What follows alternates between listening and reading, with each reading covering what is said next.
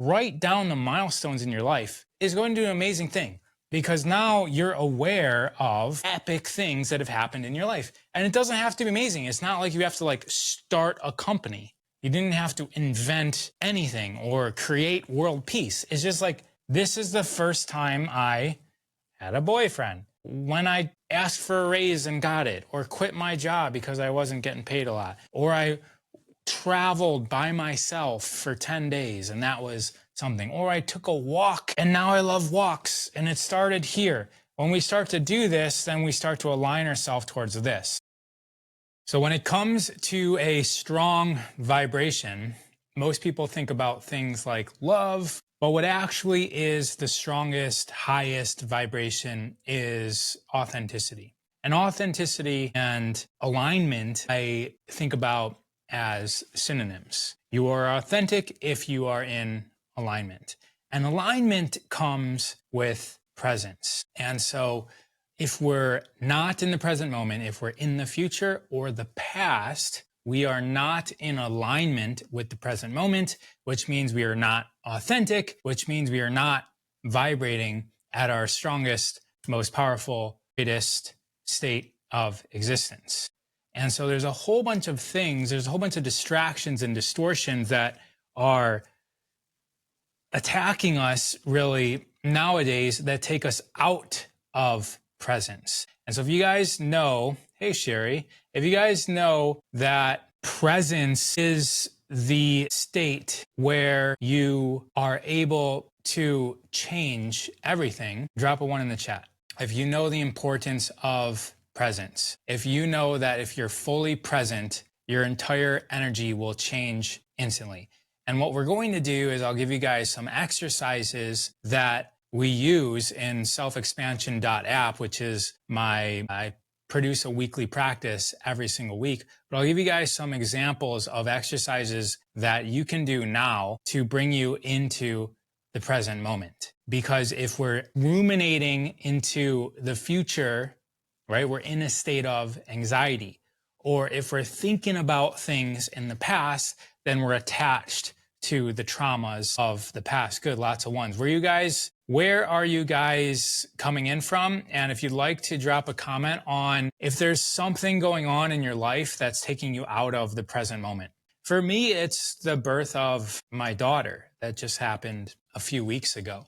There's a lot to think about, and I find myself being sort of off center. I'm an off center. Another word to say that is sin, right? Sin is an archery term that means out of alignment. You're not in the center. You're not hitting the bullseye, right? It's a sin. And so I'm sinning by thinking about and worrying about things that aren't happening now. There's a lot it's a new skill for me, having a child, and I'm finding myself being off balance a lot, thinking other than the present moment. And it's also really easy to do to skip enjoyment, because right now I realize that this is like a precious time with my child, and I'm off wondering how things are going to work with logical things. Like there's just a whole bunch of things to think about that are kind of not used to thinking about. So it's something that's on my mind currently, is like how to bring myself back to the present moment,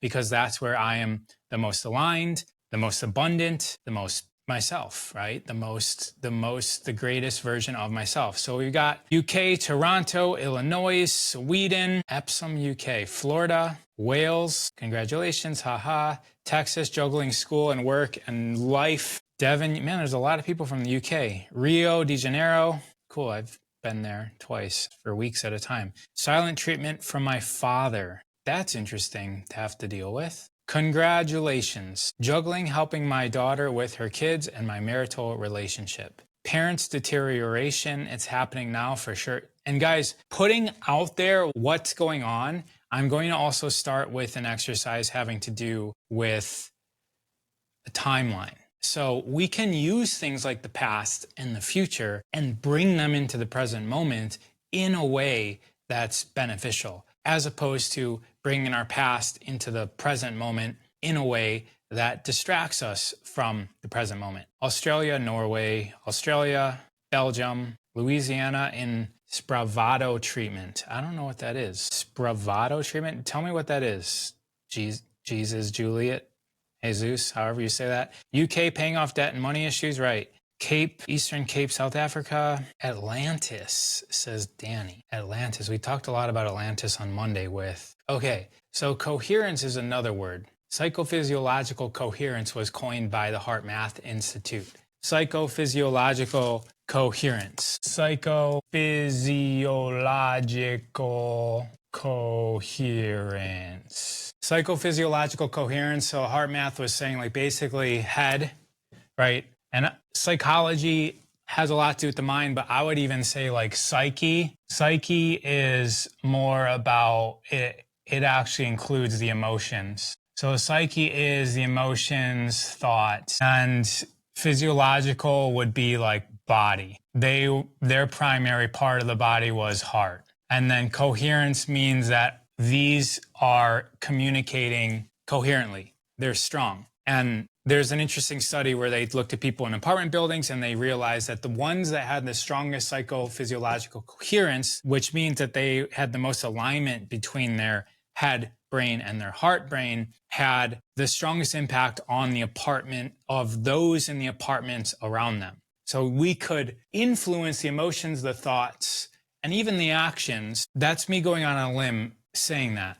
They weren't measuring actions. They were just measuring frequencies of the brainwaves, I believe. And they could see that people were making impact on other people above them, below them, on the side. And the ones that were making the most impact were the ones that had the greatest level of psychophysiological coherence. And so when I say it brings us into the greatest version of ourself, it's proven. Someone's asking about the app, SelfExpansion.app is my website, XP. That's where there's practices. There's a new practice. Every week we do, I used to have a program called Skillful Psyche, and it was about exercises. Think about, I used to own gyms, so I like to do exercises having to do with the psyche and our emotional states and timelines and are we ruminating and goal setting and what are our strengths? Like we need to know our strengths. What are our weaknesses? We need to know our weaknesses.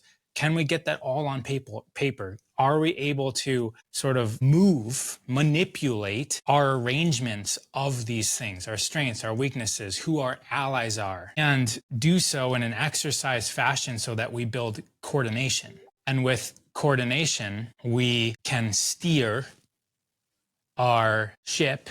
This should be on Do Not Disturb. We can steer our ship at a greater capacity to get to our targets through the environment that's constantly changing, along with the people in our environment that's constantly changing. And they all have their own agendas and targets. And we do a different exercise every week. And then we move that into a physical and energetic practice where we have breath work and movement to bring us more in tune with the objective of the psychological exercise that we did just previously. And that's what I've come to after going to university for psychology and exercise science, owning 10 gyms, working with thousands of people, both one-on-one and in a group setting, of what could give the greatest capacity of impact for a person in these practices. The ones that I'm doing now are anywhere from like 30 to an hour and a half long. But I'll have a lot of practices on there that are like 15 minutes long. But the whole totality of what I just explained, where it's first the psyche, then the energy, the breath work, the movement, that takes a little longer, maybe 30 to 60 minutes. This week, we did a timeline. I'm looking for my note. Oh, I didn't have notes this week. Usually I have, oh, it's right there. Draw a timeline, recall key milestones, reflect on meaning. What did we learn? How did this shape us? Did this awaken strengths, name strengths, envision future, 3 experiences looking forward to, reflect on what we're most. So this week we did a timeline. And this is a way that if we're constantly in the past, we can rearrange what we're thinking about. Because a lot of times what's popping up is what the negative mind is telling us to pay attention to. Because our body is wired for safety primarily. And we kind of get hijacked, especially guys, if we're not living an exciting life. If we're not regularly pushing the boundaries of risk and struggle and challenge, our body's not satiated. It feels like it's dying. So it will make challenges. It will make fears up. All right, so let's move on. Timeline meditation. So what we can do if we don't like the timeline, we don't like our past, we can easily just write it down. Go through your life and write down the things that happen. So you can draw a line and you can say at, maybe 4 years old, you started your favorite hobby, right? At 17 years old, and this is just an example, I got first place in this hobby, like you were first in the state. Maybe you won state championships, and here you got your first boyfriend, if that seems like an accomplishment. If you go through your timeline, and let's say that over here is now, we take 5 minutes to list the milestones in our life. In those 5 minutes, we can redirect the perception that we have of our relationship to the past. And even if there's a trauma here, right? That's fine. But for the sake of this exercise, we don't worry about that. For 5 minutes, are you able to forget the thing that you normally ruminate on and make space for the achievements of milestones that you had in this life? And this is a way that you can play with what your psyche focuses on. Because if you're able to control your psyche, now you have an ability, you have power over your body, over your mind. This is an instrument, right? Think about ourselves as an instrument. And if we're bad at playing the instrument, then we're going to make poor music. If we're good at playing the instrument, we're going to make good music. What makes good music versus bad music? Good music is harmonious. The actual tones are shaped in a way that has function. It has, symmetry. It has symmetry. That's not the word I'm looking for, though. It has dimensional coherence. Those of us who are able to see sounds, there's something called synesthesia. I'm not saying that correctly. Synesthesia, that your senses cross over. But Kanye West has an ability, he's one of them, he's an ability to see sounds. Pharrell Williams as well. There's an amazing show on Netflix, by the way, if next time you guys want to go on there, I forget what it's called, but everyone's a Lego character. But he explains how sound looks to him. But the distorted sound that sound bad, they don't have the same quality. They don't have the same symmetry. They don't have the same dimension. And so if we're bad at creating great tones, if everything that we think about is destructive, it's out of shape, out of alignment, then we're bad at playing our instrument. Our body is our instrument. Our mind is our instrument. The mind is trying to survive and will get negatively created if we don't direct. Okay, so on that, Danny. So Danny just said the mind is trying to survive and will get negatively created if we don't direct the helpful creative energy. So the mind's job is to align belief with reality. So if what we believe about our timeline is that we suck and that everything's horrible, the mind, through the reticular activating system, the RAS, reticular activating system, will pick out information to support what we believe. And so the purpose of doing this timeline meditation, which I'm going to move on and give you guys shorter practices, but just to write down the milestones in your life is going to do an amazing thing, because now you're aware of epic things that have happened in your life. And it doesn't have to be amazing. It's not like you have to start a company. You didn't have to invent anything or create world peace. It's just like, this is the first time I had a boyfriend, which I didn't spell right. This is when I asked for a raise and got it, or quit my job because I wasn't getting paid a lot, or I traveled by myself for 10 days and that was something, or I took a walk and now I love walks and it started here. When we start to do this, then we start to align ourselves towards this. Does it happen on your first time? No. Just like if you go to the gym and do 10 push-ups, you don't automatically become an Olympian. But if you go to the gym today and then tomorrow and the next day and the next day, or you're going once a week, after 2 years, you look back and you're like, wow, I've got control of this instrument. It's the same thing with our psyche. What we practice is what we get good at. So when we're thinking about our past, if we're practicing analyzing our past and focusing on the shit, we will be really good at focusing on the shit of our current life, and we'll create that. We will create that. Now, the caveat to everything is I would like to say that we don't have to be attached to healing either. We don't have to be attached to getting better. So even if we're taking strides to tune our instrument, if we're associating guilt and shame and why didn't I do this sooner, or I'm too lazy to do this now, or I don't feel like doing it, if that starts to come into play, we get to calm ourselves about that, because there's really no need to do anything. Whatever you've done and whatever you did in the past, however you thought in the past, is exactly what you should be doing. I recently went through a breakup. I'm focusing on this daily. The breakup, like an instrument out of tune. Yeah, or a person that can't play the instrument.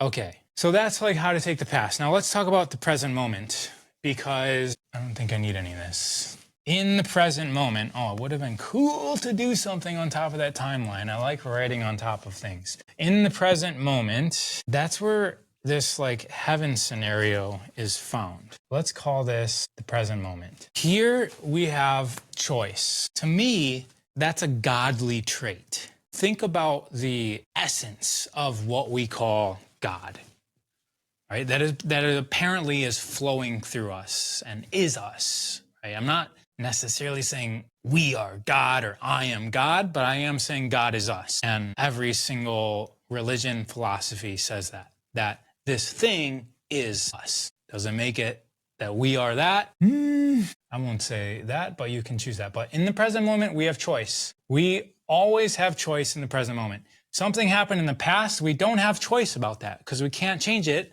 because the past doesn't exist now. Something happens in the future, we don't have choice because we can't change it because it doesn't exist. So we only ever have choice now, and that's because it always is now. And the further that we get away from the present moment, the less godliness we have within us. Now, the easiest way to do that is to bring the focus to the breath, because the breath is spirit, right? If you go look up the etymology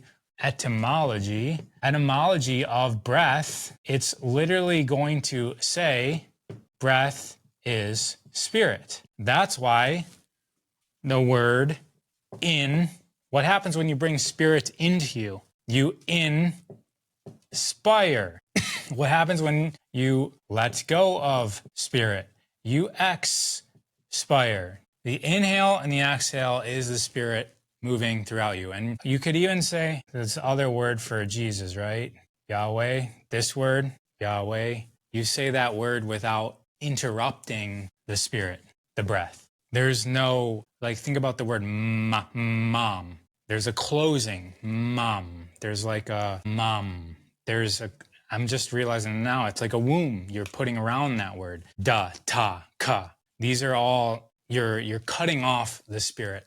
Yahweh is a name. It's a sound that sounds like breath when you say it. If you breathe, you could say that it's the sound of spirit. So I'm just going to read some of these comments. I'm finding separation from family and origin of meaningful way is a key to gain clarity. Any thoughts on this? I'm finding separating from family of origin in a meaningful way is key to gain clarity. Any thoughts on this? Separating from family of origin. So you do that when you focus on your breath, right? You separate, you release attachment to anything, whether it's your family of origin or anything. And so that's what we're going into. How can we release detachments from what is not here now? Yes, God is in us. I was thinking that, but then Ra is invisible in a mirror. Is that a glass or plastic board? Glass. It's not the best for content creation. I mean, it's cool because it's clean and doesn't wear out, but it also reflects a lot. So I can't have a light on me right here, which would be the best, because then you would just see that light.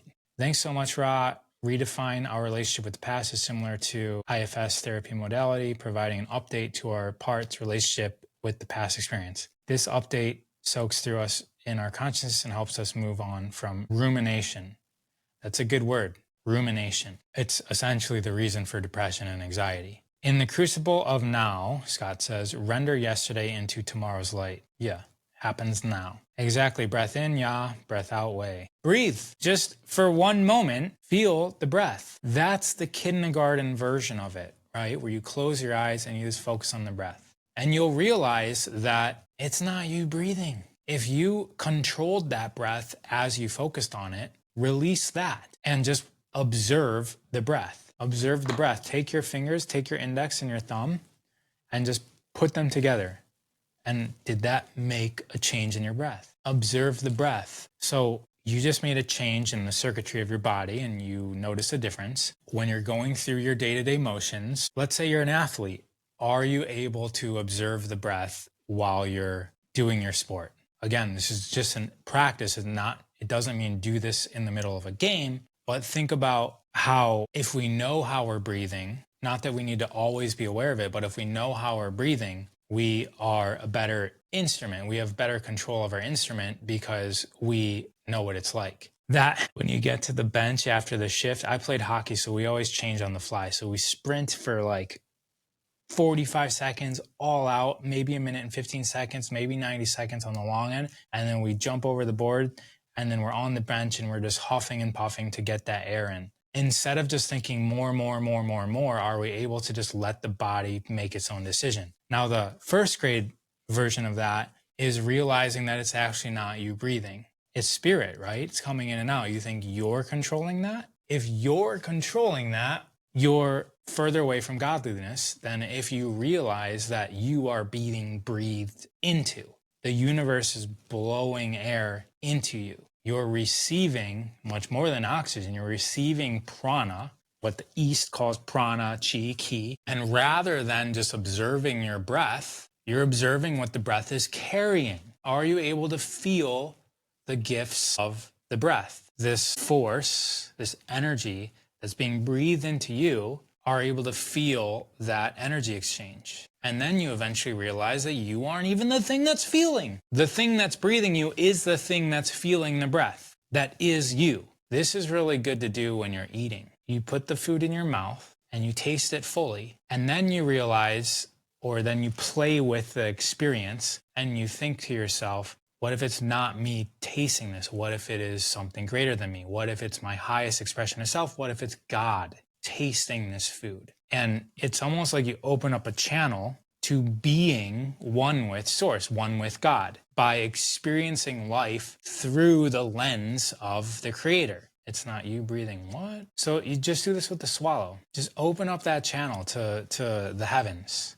Can you observe something else that's swallowing that and tasting that and feeling the relief of that? And then obviously you graduate to realize that everything in your life is an experience for the observation and the perspective of God or Allah or the heavens or the universe or Source or energy or even human kind or Gaia. The earth is experiencing the experiences you're going through you. And so then when you start to ruminate and you start to think about the past and you start to think about the future, you bring yourself back to that presence, that you're the instrument creating beautiful music for the benefit of the perspective of what you were made up of. You are made up of earth, air, light, water, and ether. Clapping is a way that, let's do the easier way. Taking your thumb, I talked about touching your index finger. You take your thumb and kind of dig it into your fingertips. That's a way that you energetically can light up your body. If you're feeling a little, I'm feeling it now. I feel like energy is moving through my body by doing this. These same meridians are in the teeth. That's why it feels so good to eat. So instead of eating, you can get that same sense of fullness, of satiation, by think about the chewing action of the teeth. That's lighting up all of your meridians. You can do that by pressing your thumb onto your fingertips and even do it on your thumb. And if that starts feeling good, you can start massaging the webs of your fingers. Feel how that feels and then feel that there's a greater version of you that is feeling this. And once you do this for a while, you know, like all these meridians travel through your fascia, you can start doing this. And this can bring you into presence simply because you're activating the energy in your body. And if one feels like it needs to go more than the others, you can stay there. Okay, so back to clapping. So that's about energy. You're basically chewing your fingertips. Clapping would be like if you need to amp yourself up. Think about when you clap. Why do you clap? You clap because you're lit up. Something has lit you up and you're matching that energy. It's almost like an influx of energy that you're neutralizing. You're matching it. It's kind of like if you scuba dive and you go underneath the ocean, which is like all this water pressure that's on you. The way that you can neutralize that pressure is basically blowing out your eardrum. So you're increasing the internal pressure, plug your nose, slightly blow out the inside so that you can not get depressed from the outside. And so when you feel this energy, you can clap, and then that's like, it brings your frequency up. So you can just clap. If you feel down, it'll instantly bring your frequency up, even if there's not a reason for it. And so this is good for people that, I'll give you an example of when to use it in a way that you would normally do something opposite.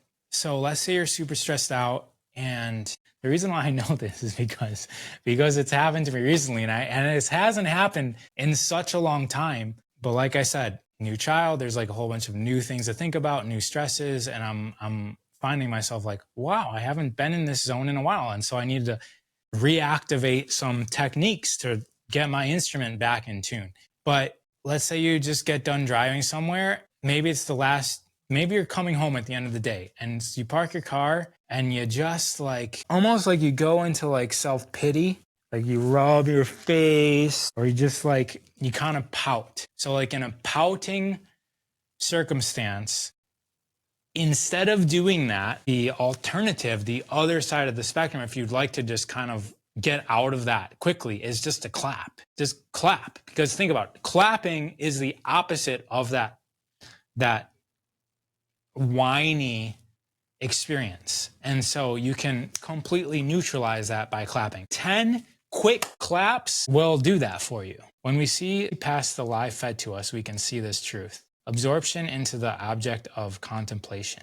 I just clapped and then you clapped. I believe in you so much.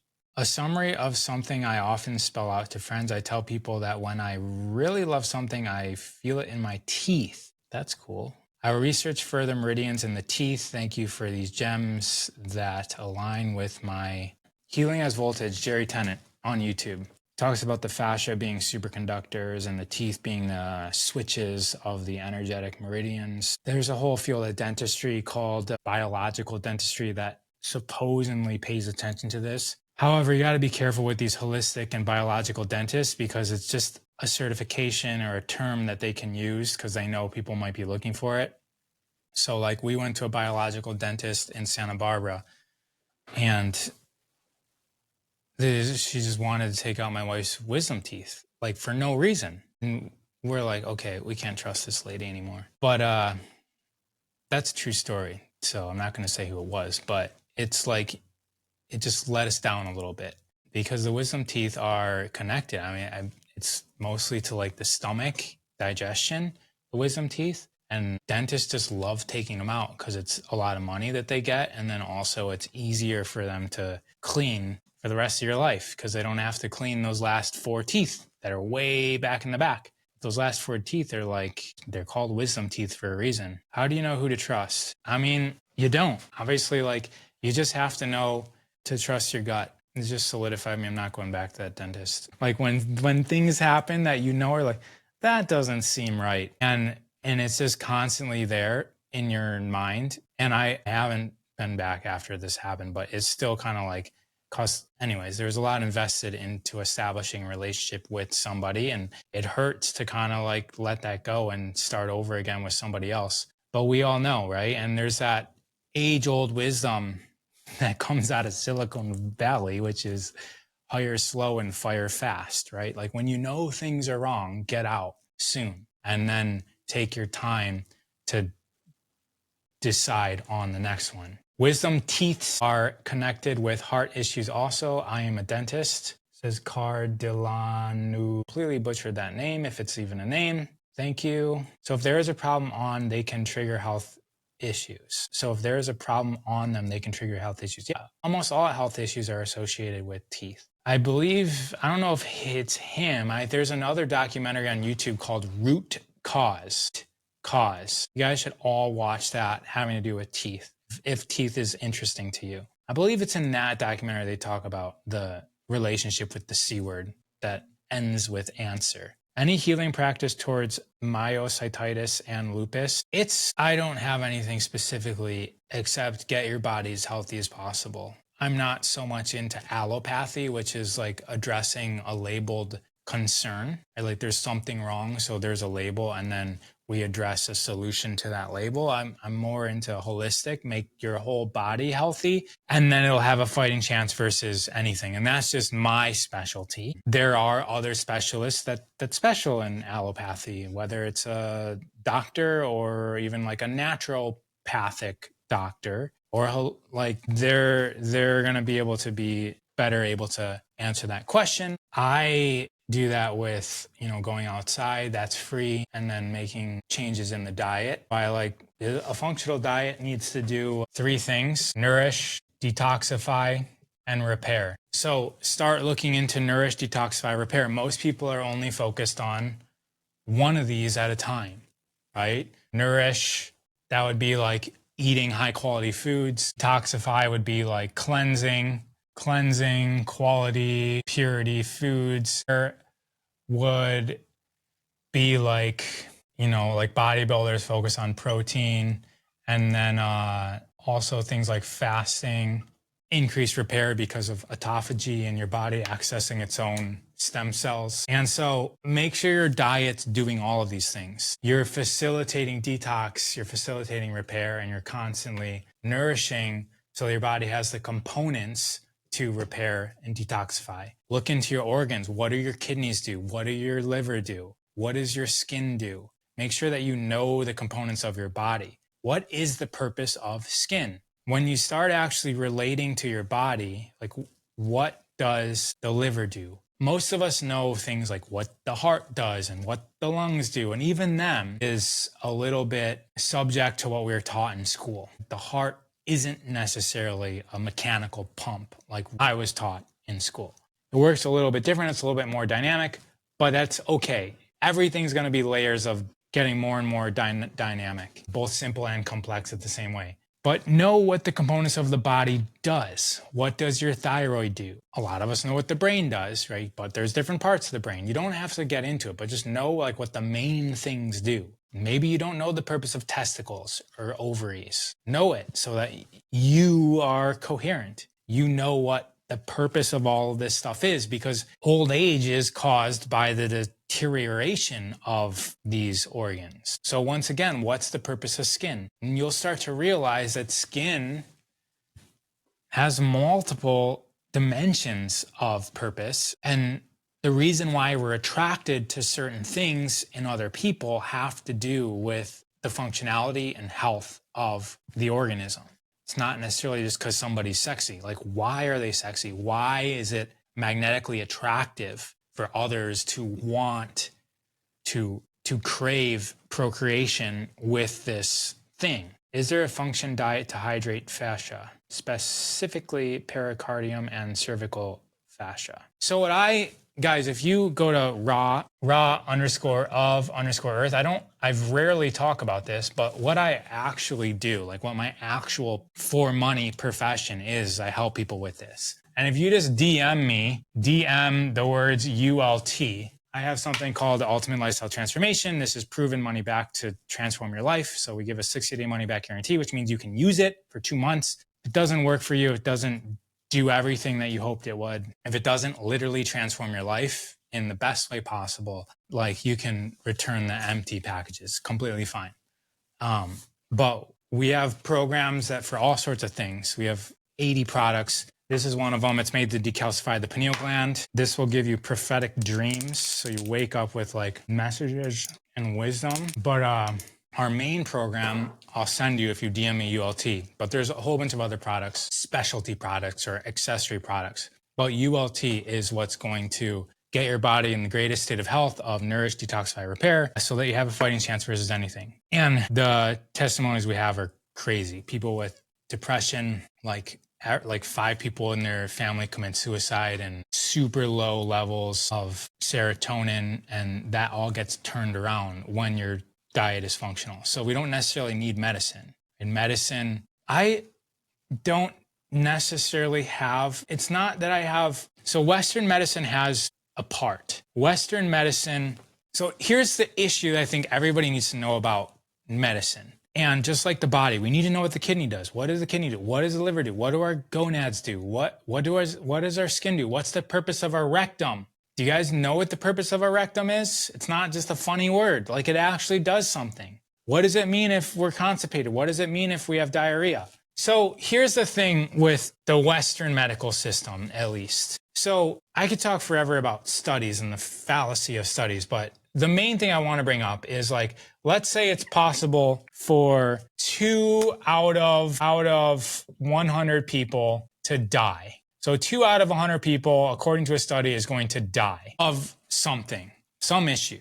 A doctor doesn't want that to happen on their watch. So if you go to see a doctor and he knows that it's a 2% chance that you're going to die, and the way to alleviate that 2% chance is a medicine. So we can get rid of that if we do a medicine. And this medicine has side effects. I'll go this way because I think I'm going off screen. Side effects don't really affect you while you're in the doctor's office. It might affect you over the next 20 years, or maybe you end up dying sooner than, 80. Maybe you die at 70. What would you do in that scenario? 100 people see you, 2 of them will die. It's a very difficult choice for them. And because they've been trained to give medicine, it's a very difficult choice if they know what the alternative is. The alternative is that you can rely on the patient to be responsible for their own health. Or you rely on the patient to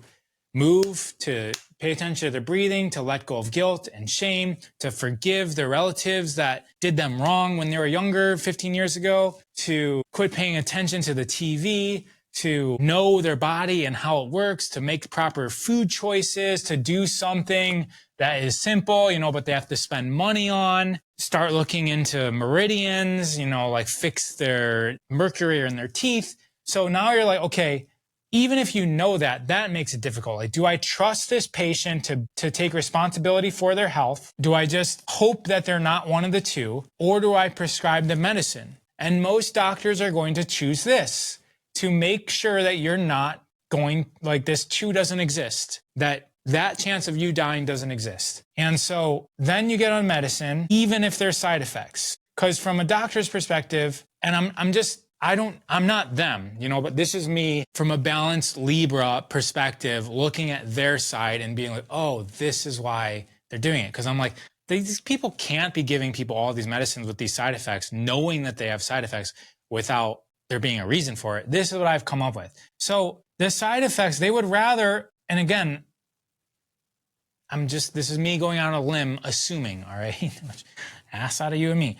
The side effects of 100 people are, if 100 people have the side effects, that's greater than 2 of them dying. That's what we need to know when we go into the Western medical model, is that we're going to be pushed towards medicine that has studies that prove the effectiveness of getting rid of the chance of, and really most of the studies is it brings it down from 2 to 1.25 instead of 100.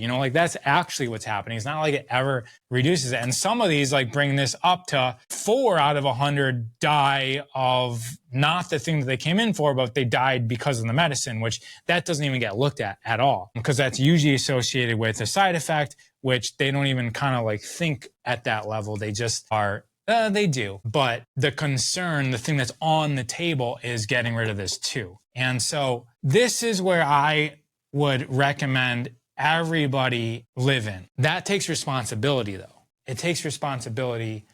And back in the day, I wonder if it even is like an etymology. etymologically accurate. Let me look up etymology of doctor. All right, doctor comes from docere. Did I spell that right? And docere means to teach. So originally, the original reason for a doctor is to teach health before medicine existed, right? So take medicine off, the doctor's job was to teach. So what happened? Chemical revolution happened, 1905, better living through chemicals, right? And we had like Rockefeller had oil, and he's like, what do I do with all this oil and all these derivatives of oil and all this waste of oil? And it's like all these things are created. One of his oil-based pharmaceuticals. And obviously these people are marketing and sales geniuses. So they go and it's like, well, who's the ones that we would need to prescribe the oil-based pharmaceuticals? They're the doctors, who are the teachers of health. And so then they just go into the institutions of the doctors. If you guys, there's studies that I posted, I don't know, months ago about how many heads of the universities that are training the doctors have a personal, like the actual head of the university has a personal, it would be amazing if I can find this in 3 seconds, unless you guys don't mind me taking longer. I actually have studies that I can quote exact. This might be it. This might be it. No. Head of department, like the heads of departments in the university, I want to say like 65% had a financial relationship, like personal relationship with a personal financial relationship with a pharmaceutical company. I can't find it. I thought I put it in my notes, but I don't think it's here. Can't find it. Thanks so much, Ra. I love what you're saying. Become familiar with the basics of what the organs do. Redefine relationship with organs while I'm behind on comments. Diet and organs have profound effect. Root cause on Netflix. So the answer is take responsibility for your body, for your life, for your psyche. And when the doctors who are no longer teachers, they're medicine prescribers. When the medicine prescribers tell you that medicine is the reason and the way to get rid of the sickness, start asking the questions of how do I become healthy? Because a lot of the times the medicine is not aligned with health. The medicine is aligned with you not getting sicker, you not dying from the illness. And that gets you to a certain level. But really what we should be achieving is thriving. How can we get above that level? And that's my concern, and that's my invitation and wish for everybody. I even went to school for psychology, and I realized that like it's the same thing. We have a problem. So this is, let's call this 0. Let's say we've got depression is right here, or any problem right here. What allopathy or even like the psychological industry is trying to do is get you back to 0, to get you to exist without the problem. And that's why it's like lay down on the couch and talk to me about the problem. And it's just always about like neutralizing that problem. But like this shouldn't be our target. Our target should be somewhere up here, like at 10 or 7, you know, like what does it take for you to be here? Well, there's a whole bunch of other things that have nothing to do with the problem. Like maybe your relationship with your father is an issue, but how is your relationship with yourself? Do you even know what your purpose in life is? Do you know what your goals are? Do you know what your weaknesses are? Are you working on your weaknesses or are you working on your problems? Are you focused on your weaknesses or do you admire yourself for the strengths? Are you ever focusing on the fact that you are really good at something? Is your job aligned to that? Is your career aligned to that? Because when you start to work on a variety of things, as opposed to getting just here, like trying to fix this trauma that you have, and you start working on a variety of things, you might take yourself here. And here, this little problem doesn't exist. It doesn't exist. And I'm going to end it with one thing that I can't even find the relationship to it, but it's just something that came to me right now. If you guys are insecure, everything's going to look like a threat.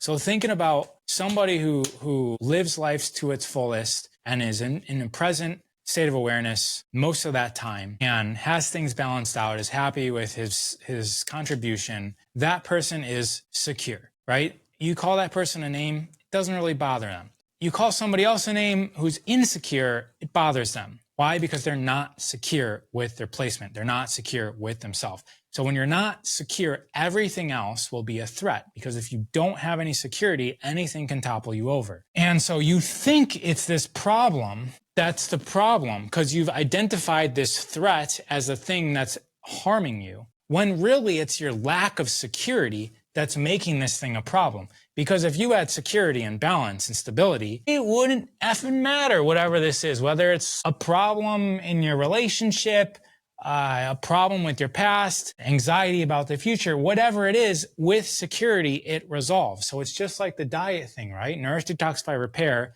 the physical, the diet. We also need to have stability in our psyche. So the things that we think are threats are really just us projecting what we think is a threat because it's exposing our insecurity.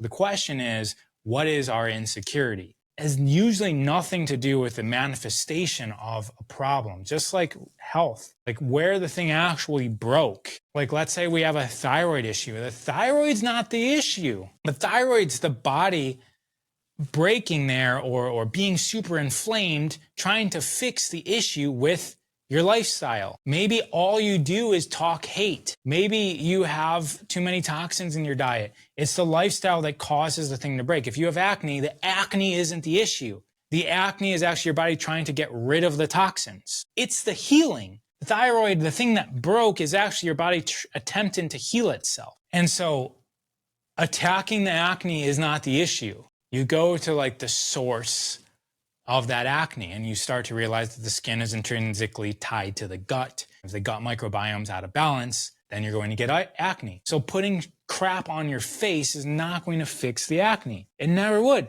Guys, if you're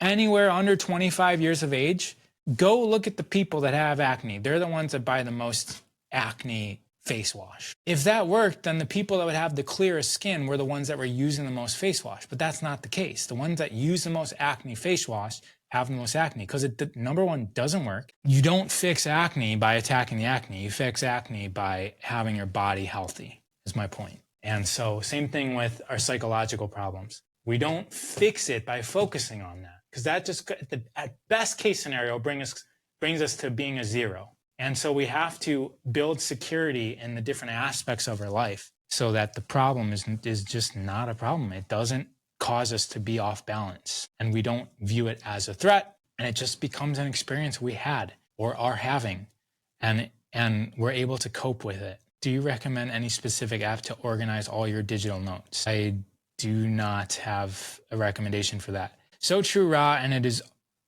also a question of trusting your body that always wants to heal, not being scared. Right. Love, love, love. Resonate with this. Been having so much more awareness about security versus insecurity. And if you truly spend time looking inward, you don't have time to be insecure because you aren't comparing. Yeah. And that's normally how we use insecurity, right? Is that we're comparing ourselves to somebody else. So we're insecure because somebody else made us feel that way. But it's just us being insecure. And then we notice the comparisons of others and we say, anyways, then we start looking at them as a threat and we start trying to take them down. And so it's really easy to know an insecure person when they're trying to take other people down because they view them as a threat. Acne is bacteria on the skin. No, it's not. No, it's not. There is bacteria on the skin. Healthy skin has bacteria. So an unbalance of bacteria, probably caused by face wash, could cause acne. Yes, but there's a biome on our skin. So using things like antibacterial agents on our skin is very bad for our skin. And again, what is the purpose of the skin? Look into that. The skin is a detoxification organ. There's only a certain amount of ways that the body can detoxify. Kidneys detoxify and it puts it into our urine. Liver detoxifies, it puts us into the feces. Our lungs have an ability to take out toxins, and our skin. These are the main detoxification pathways. And so if the skin is not functioning properly, or the microbiome of the gut, let me just go into this a little bit more. I think somebody else is going to go live, so I might get kicked off here. So when we are getting born, the skin actually, if I asked you guys, what is skin? Is it more like muscle, bone? Is it more like an organ, like a digestive organ? Is it more like brain and nervous system? What would you say? I'll wait for some comments. So guys, go back to 9th grade biology class. Remember these terms? Ectoderm, endoderm, and mesoderm. These are germ layers. So when you are a zygote, right, when the sperm enters the egg, you are one cell that separates into two cells, then into four cells, and then you're eventually the flower of life. And then you're just a clump of the same type of cells that is the duplication of the zygote. Eventually, your cells start separating into 3 different layers of cells. They're called germ layers. And these layers end up becoming all of the different types of cells in your body. So the ectoderm ends up, and let me just start. So mesoderm ends up being muscles and bones. The endoderm ends up being like your organs, and the ectoderm is your brain and nerves. So let me just see. There's 86 to 100 billion. Do I want to go on that tangent? No, I won't go on that tangent. So if the brain and nerves, ecto means what? It means outside, right? Endo is like in, ecto is out. Like it's kind of weird, right? That the brain and the nerves are like this ecto. So etymology of ecto, outside. I was like, let me just verify that. This is like in my thoughts. What ecto means outside, endo means inside. So why is the brains and the nerves coming from this germ layer? It's because when you have the brain right here, so eventually these layers end up taking a 3-dimensional shape. And then you have the, let's call this the, all right, I'll do it all in black then. So now you have the endoderm here. So brain here, this is the clump of cells, that's the ectoderm.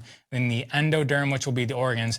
And then we have the mesoderm, which is kind of like this is the skeleton, the bones of it all, right? The skeleton and bones are surrounding all of this, right? Coming out of this ectoderm, when the muscle and the bone start to close in on this, the ectoderm has like a group of cells that are out here. So then it kind of pinches, the muscle and bone pinch the endoderm in the brain like this, and then this ectoderm wraps around the whole thing. And that ectoderm, so this is ecto in green, comes up and it wraps around the whole thing and becomes our skin and our hair. And even our eyes are part of the ectoderm. Our eyes are part of our brain. And there's a lot of crossover. There's 86 to 100 billion nerves in the brain, in the head. There's about 40,000 nerves in the heart, and there's 100 million nerves in the gut. So a lot of this ecto goes into things like the gut. So that's where like this gut-brain connection is because the ectoderm is in the gut as well. Actually, in the beginning, there's like a brain and a gut, and scientists can't even tell what the difference is. It's going to eventually develop into the gut and the brain. But there's brain cells, or there's nerves, there's brain cells, and there's neurons in our gut, just like there's neurons in our heart. And the point I'm making about all of this is that our skin is an extension of our brain and our nerves, which is directly tied to the gut. And so when the gut is out of balance, the skin gets out of balance. And there's organisms that are living in the gut, and there's organisms that are living on our skin that also need to be in balance. And so things like detergents and antibacterial agents are really destructive and corrosive to our skin, which is our nervous system. I don't even know I went on that tangent. Skin is cleansing the body. I got rid of eczema in my hair, had it for years after changing my diet drastically. Exactly, that's what we do as well. Pay attention to the gut with the ULT. No cream could do it, exactly. Now I'm healed by lemon water, celery juice, fruit, and vegetables. Skin is the largest organ of the body. Yeah. Gallbladder stone, so do a gallbladder cleanse. Look it up. Lemon juice and olive oil. that'll be an experience. Make sure you prepare. It'll take like a week, and then you do a fast with some enemas and lemon juice and olive oil, and it's a very exciting time. Our skin, heart, and gut are sheer forms of intelligence, just like our brains are very similar anyway. In terms of neural activity happening in the skin, heart, and gut in correlation to our brains. Someone said that bacteria was on the skin. I think that's why you went on that tangent. They said that bacteria is the reason for acne because that's what the acne companies, the medicine companies of acne tell you, so we need to kill the bacteria. It doesn't make any sense. There's more non-human entities in our vessel than there are human cells. The amount of human cells is less than the amount of bacteria that's living on or in our human body. And so try not to use things that are antibiotic. If you look up the etymology of antibiotic, we've got anti, which means not, or destructive or killing, of biome, life. Biology comes from the same bio. So an antibiotic is anti-life. And so you're destroying these organisms that really we use for life. And there's a paper, I believe it's a Harvard study, that, you guys, look up this word. I'm going to end it here. Holobiont. So a holobiont is an organism that's made up of multiple organisms, and that's what we are. We're not just like a human, and we need to kill the organisms on us because those organisms are us. They determine our thoughts, our emotions, our feelings, our actions, our hormones. And with that, sayonara, everybody. I will catch you on the flip side. I'm here next week as well. So take it easy, and thanks for the comments.